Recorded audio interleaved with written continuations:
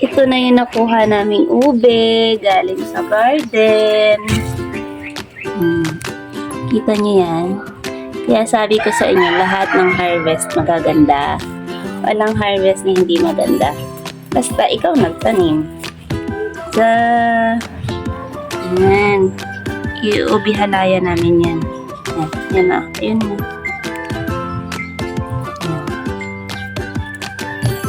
Bala tayo.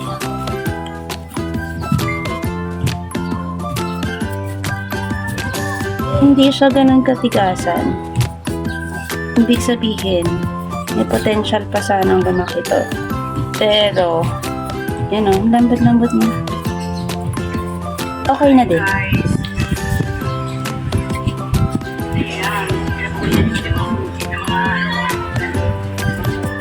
Yan. Nilutuin namin to ngayon kasi andito yung mga kapatid. As usual, meron kami pang snacks. So, may pang snacks kami magluluto libre. Fresh pa. Diba? Yan. Tingnan niyo yan. Tingnan siya ka-fresh. Medyo madulas lang siya. Pero, ang bilis niyang, ang dali niyang balatan. Yan. Hindi mo kailangan ng coloring dyan. Natural yan. So, nasa napakaliit na space, ang harvest mo, kita mo naman. It's just take time before ka makapag-harvest. But, once nakuha mo na siya, masaya sa pakiramdam. Yun yung essence ng pagtatanim. It takes time. Pero yung harvest mo, worth it naman. Diba? So, later, pakita ko sa inyo yung naluto na naming ubi halaya.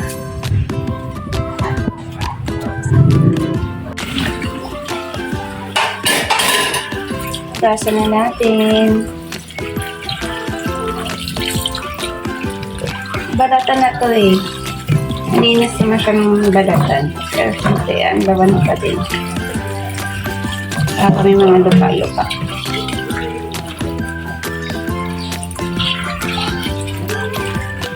So, wala kami malaking kaldero. Dito na lang sa kawali.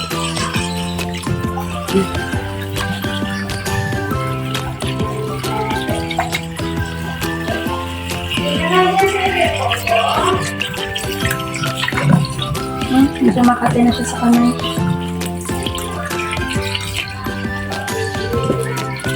Makati na.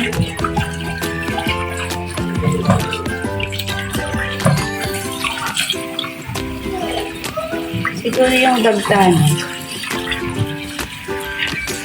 May something.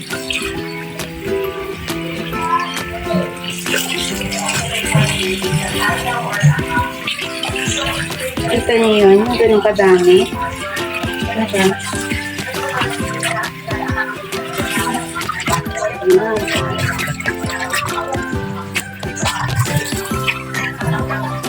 Ano yung tubig oh? Parang violet pa din. Patin siya. Nagaan sa kamay. Sa balat. My God, ang dami. So, madami. Ayan. Ganda ng kulay. Isang buong kawali. Lalagain namin. Kasi, imamash.